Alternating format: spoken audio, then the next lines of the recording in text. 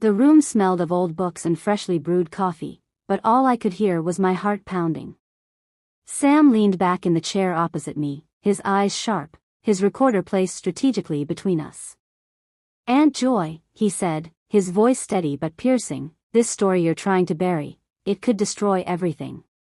I swallowed hard, trying to steady my breathing. "Sam," I said, carefully choosing my words like chess moves, "some truths are better left untouched for everyone's good." He smirked, a mix of confidence and something else I couldn't quite place. "You don't trust me, or is it yourself you don't trust around me?" My pulse quickened, I could feel the room shrinking, the walls closing in as his words dug into a part of me I had locked away. Sam wasn't just my husband's son, he was the kind of man who saw through light like glass, and right now, his eyes weren't just seeing through me, they were pulling me in. "Sam, I don't think you understand the weight of what you're dealing with," I whispered. "This is more than politics, it's personal." He interrupted, leaning forward, his tone soft but cutting. "Is that why you keep dodging my calls? Why you can't look at me for more than 2 seconds?" I froze. His questions weren't about the scandal anymore, and we both knew it. "Let's not do this," I said, my voice barely above a whisper. "Please." But Sam didn't stop.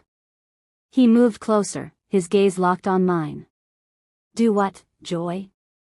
Speak the truth or admit what we are both too scared to say?" My hands trembled as I gripped the edge of the table. This wasn't just about the secrets hidden in government files, it was about the one secret that could ruin us both.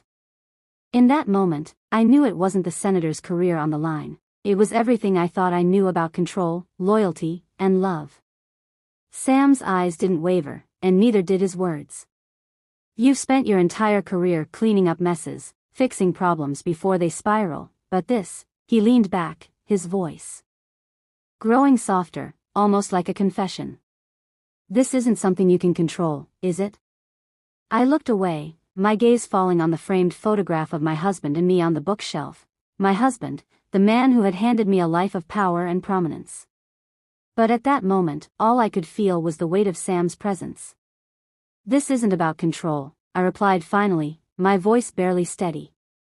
"It's about boundaries, ones we can't cross." He laughed, but it wasn't cruel, it was knowing, like he had already made peace with the truth I was still running from. "Boundaries, Joy, you and I both know they stopped existing the moment you agreed to meet me here alone." I wanted to deny it, to shut him down with the sharpness I used on political opponents, but Sam wasn't just anyone, he was relentless, just like his father, but sharper, younger, more disked. And right now, he wasn't letting me hide behind the usual defenses. "Sam, I'm married to your father," I said, the words heavy, almost bitter. "Do you know what you're suggesting? Do you understand what this would mean?" "Yes," he said without hesitation. "It means we stop pretending, Joy. Stop pretending this tension doesn't exist. Stop pretending you don't think about me the same way I think about you." I felt my heart race, the air between us growing thicker with every word. "You're crossing a line," I warned, though even I could hear how weak my voice sounded. "Am I?" Sam leaned closer, his voice lowering to a whisper. "Or am I just saying what you're too afraid to admit?" I stood abruptly, needing space, needing air. But as I turned to face the window, I felt his presence behind me, not touching me, but close enough that I could feel the warmth of him. "Joy," he said softly, his tone no longer probing but pleading. "I know what's at stake. I know what this could destroy, but I also know that pretending nothing is happening isn't working for either of us." I closed my eyes, the weight of his words pressing against me. This was madness, wasn't it? An impossible situation with no way out. But deep down, I knew he was right, pretending was no longer an option. I turned around slowly, meeting his gaze for the first time. I let myself see him, not as my husband's son, not as the journalist chasing a story, but as Sam, the man who had somehow found his way into my thoughts, my defenses, my heart. "This is dangerous," I whispered, my voice trembling. "And yet you're still standing here," he replied, his voice steady, his eyes never leaving mine. The silence between us felt louder than any words, and in that moment, I knew there was no going back. I stood there, staring into Sam's eyes, and for the first time, I didn't feel like the strategist who always had a plan. I felt exposed, vulnerable, and dangerously alive. "Sam," I began, my voice low and unsteady. "What you're asking for, it can't end well for you, for me, for anyone." "Then let it end the way it needs to," he said, stepping even closer. His presence was magnetic, pulling me in despite every warning blaring in my mind. "But don't deny what's real between us. Don't lie to yourself." His words hit me like a tidal wave. I had built my career and my marriage on maintaining control, always staying one step ahead, but here I was, teetering on the edge of a choice that could unravel everything. I took a deep breath, willing my voice to steady. "Sam, whatever this is, it has to stop. You're young, driven, and brilliant. You have a whole future ahead of you. Don't let me become the reason it all falls apart. Don't make this about me," he shot back, his tone sharper now.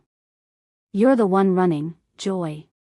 You're the one afraid to face the truth, and you're too reckless to see the bigger picture."